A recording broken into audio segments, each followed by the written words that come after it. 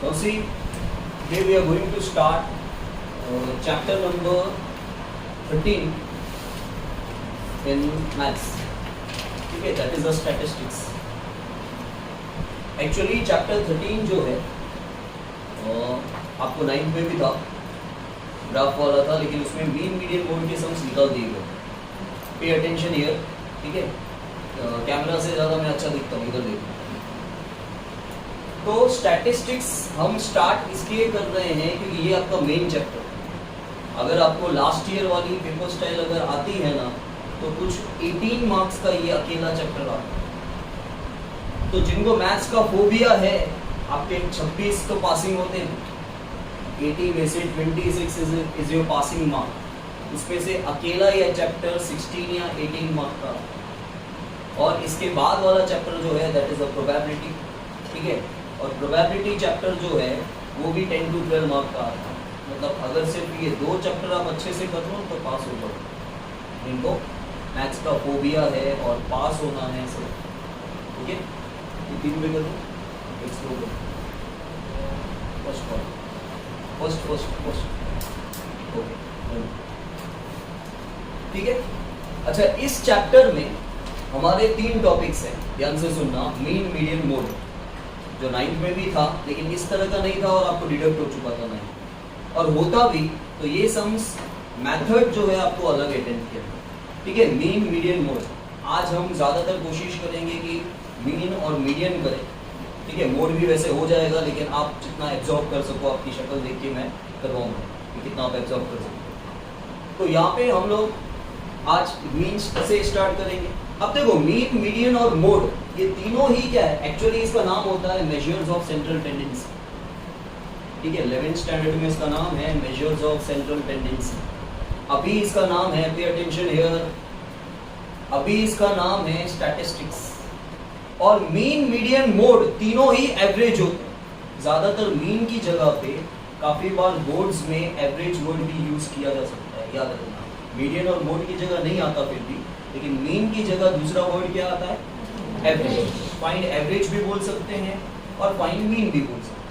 ठीक है, तो जो 9th स्टैंडर्ड में यूज होता था या जो सिंपल रॉ डेटा होता है वो अभी हम नहीं करते. हम जो 10th स्टैंडर्ड के सम्स है पहले वही हम लोग यहाँ पे सॉल्व करेंगे. तो हमारा पहला टॉपिक है आज का, pay attention. This is chapter 13 statistics, and today's topic is mean, also called average. ठीक है, मैं आपको 2 से 3 सम्स करवाऊंगा. एक ही सम में जरूरी नहीं है कि आपको आ जाएगा. हैव पेशेंस, जस्ट आपको सब समझ में आएगा. पहले तो इनकी बेसिक चीजें जो होती है वो मैं आपको बता देता हूँ. देखो, आपके पास क्वेश्चन में 2 चीजें दे रखी होगी, that is a class and FI. सब कुछ बता रहा हूँ, सुनना. पहले से ही सोचना नहीं कि ये क्या होता है, मैं सब बताऊंगा. जो आप नहीं पूछना चाहोगे वो भी आपको बताया जाएगा. Class and FI. क्लास का मतलब होता है रेंज. क्या रेंज? मतलब यहां से यहां तक, यहां से यहां तक उसको क्लास बोलते हैं. जैसे फॉर एग्जांपल 0 to 10. ध्यान इधर उधर नहीं जाना चाहिए किसी का. 0 to 10, 10 to 20, 20 to 30, 30 to 40, ये सब क्या है, class. Pay attention. 0 to 10, 10 to 20, 20 to 30, 30 to 40, 40 to 50. Classes कितनी भी हो सकती. ठीक है. अच्छा, ये जो डैश था ये बीच में क्या है, ये 2 है, ये माइनस नहीं. 0 to 10, 10 to 20, 20 to 30. ठीक है, इसे क्या कहते हैं, क्लासेस. Is that clear? अच्छा, क्लासेस में भी ये 2 नंबर आपको दिख रहे हैं, 0 और 10, 10 और 20. This is your first class, second class, third class, fourth class, fifth class.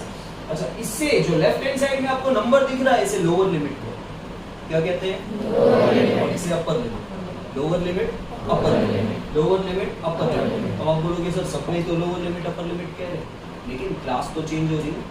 This is the lower limit of the first class, upper limit of the first class, lower limit and upper limit of the second class, lower limit and upper limit of third class. ठीक है, तो lower limit और upper limit class के according change हो. Okay, क्या कहते हैं, lower limit, upper limit, lower limit, upper limit. Okay, then इसके साथ ही फ्रीक्वेंसी दे. एफ आई का मतलब होता है F I is a short form of frequency. अच्छा, फ्रीक्वेंसी क्या हो? फ्रीक्वेंसी होता है नंबर ऑफ एनीथिंग।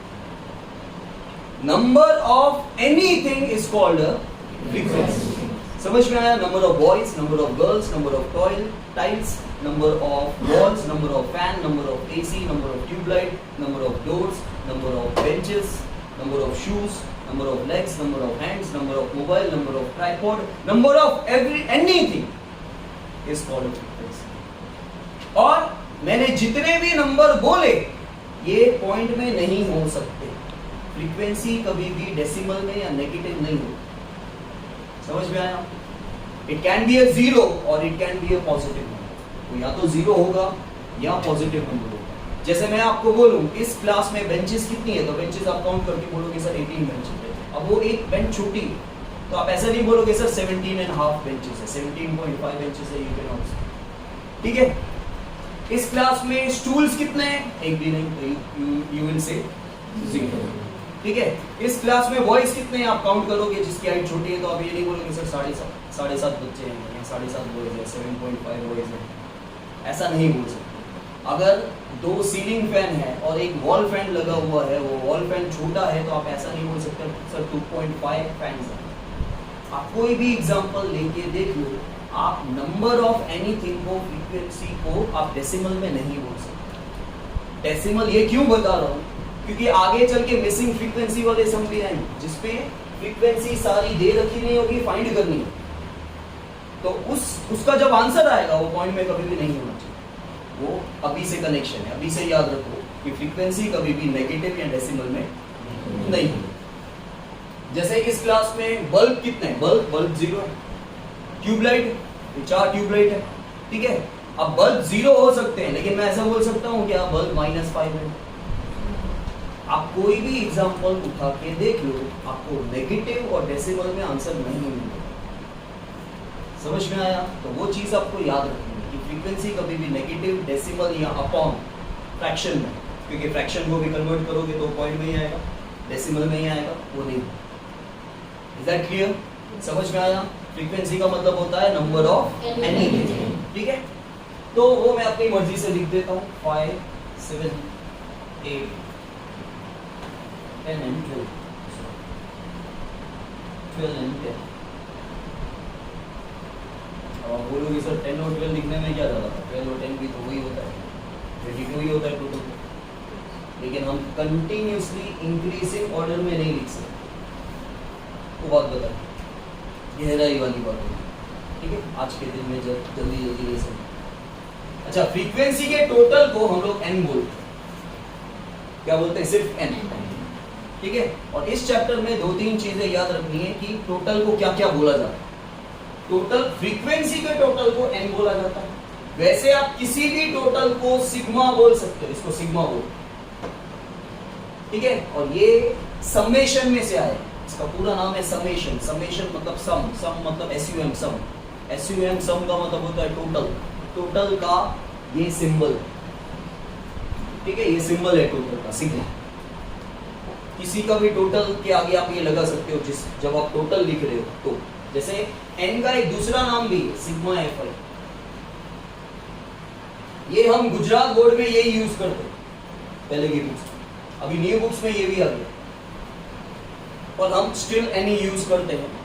ठीक है? आपको सिग्मा FI यूज करना है तो आप कर सकते हो, दोनों ही राइट है, कोई गलत नहीं करता, ना स्कूल में ना बोर्ड। ठीक है? समझ में आया? तो यहाँ पर फ्रीक्वेंसी के टोटल को बोला जाता है n, और यहाँ से आपके सम की शुरुआत होती है, क्योंकि क्वेश्चन में क्लासेस और FI तो दे रखी होगी, और आपको जो शुरू करना है, स्टार्ट करना है, वो यहाँ से करना है n से। n का टोटल करेंगे, दिस इज 12 and 8 20, 32 and 42। ठीक है? समझ में आया? अब मीन सॉल्व कर रहे हैं। मीन हमेशा याद रखना, जब कभी आपको मीन फाइंड करना है तो बिना xi के मीन फाइंड नहीं होता। आई रिपीट, xi क्या होता है मैं आपको बता दूंगा, आपको सोचने की जरूरत नहीं, लेकिन जो मैं स्टेप्स बता रहा हूँ वो याद कि बिना xi के मीन फाइंड आउट कोई भी मेथड, 3 मेथड है मीन। हमारे पास यहाँ पे 3 मेथड है, हम एक ही मेथड सीख रहे हैं। ठीक है? एक डायरेक्ट मेथड होता है, एक एज्यूम मीन मेथड होता है, एक स्टेप डिविएशन मेथड होता है। हम स्टेप डिविएशन मेथड पर, जो सबसे लंबा मेथड होता है, लेकिन कैलकुलेशन इजी हो, इसलिए लंबा होगा। तो आपको कैलकुलेशन इजी चाहिए, तो स्टेप डिविएशन मेथड हम लोग कर रहे हैं। कोई भी मेथड में बिना xi के मीन नहीं होगा, समझ आया? बिना xi के। अब xi क्या होती है? xi होती है मिड वैल्यू।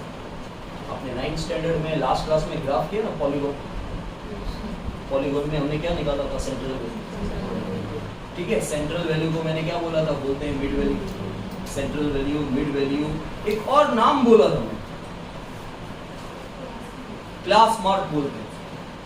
ठीक है, सीबीएसई में, एनसीईआरटी में ज्यादातर क्या बोला जाता है? उसको क्लास मार्क। इसका मतलब एक ही, class mark, mid value, central value, सबका मतलब एक ही, लेकिन उसको हम यहाँ पे क्या बोलते हैं? xi। क्या बोलते हैं? और xi कहां से निकलती है? xi निकलती है क्लास। ठीक है, कैसे निकलती है फिर नहीं सोचो, मैं बता रहा हूँ कहां से निकलती है उतना ही सोचना। कहां से निकलती है? क्लास में से। कैसे निकलती है बता रहा हूँ। कैसे निकलती है? बहुत सिंपल है, lower limit plus upper limit, इन दोनों को प्लस करो, divide by 2। 0 plus 10 10, 10 divide by 2 5, 10 plus 20 30 divide by 2। अच्छा, दुनिया का एक राज बताता हूँ तुम्हारी लाइफ का। डिवाइड बाय 2 मतलब आधा। हाँ जयेश, क्या वो? कुछ नहीं। डिवाइड बाय 2 का मतलब हुआ आधा, और मल्टीप्लाई बाय 2 का मतलब होता है डबल। ये हर जगह अप्लाई होता है, लाइफ के किसी भी एज में पहुंच जाओगे। डिवाइड बाय 2 का मतलब आधा ही होता है, और मल्टीप्लाई बाय 2 का मतलब, तो काफी बार क्या होता है 30 डिवाइड बाय 2 लोगों को करना नहीं आता है। काफी बच्चे बैठे होंगे यहाँ पे भी नहीं आता है, लेकिन मैं उसको बोलूंगा 30 का आधा क्या होता है, बता देगा 15। यहाँ पे कैलकुलेशन बता दिए, समझ में आया? अच्छा, अब आपको xi निकालने आ गई, lower limit plus upper limit divide by 2। लेकिन ज्यादा मेहनत नहीं करनी। क्या करने का अपने को? सबसे पहले हम, मैंने क्या बोला, कौन सा मेथड कर रहे हैं हम लोग? Step deviation method.